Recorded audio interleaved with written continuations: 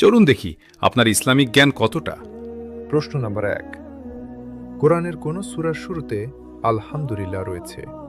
এ সূরা ফাতিহা, B সূরা নাস, C সূরা কদর।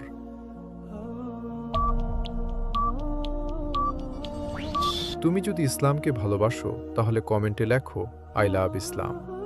সঠিক উত্তর এ সূরা ফাতিহা। প্রশ্ন নাম্বার ২। কোরআনে কতটি মাক্কি সূরা রয়েছে? এ ১১৪টি, বি ২৮টি, সি ৮৪টি।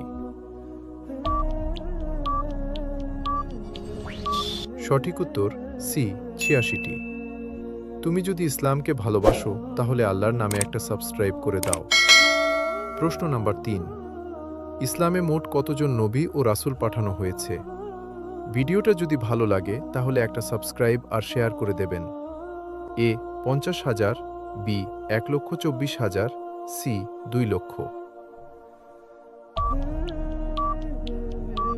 উত্তর জানার আগে হে আল্লাহ, এই ভিডিওটা যে দেখছে তার মা বাবাকে সুখে রেখো, আমিন। সঠিক উত্তর বি ১,২৪,০০০।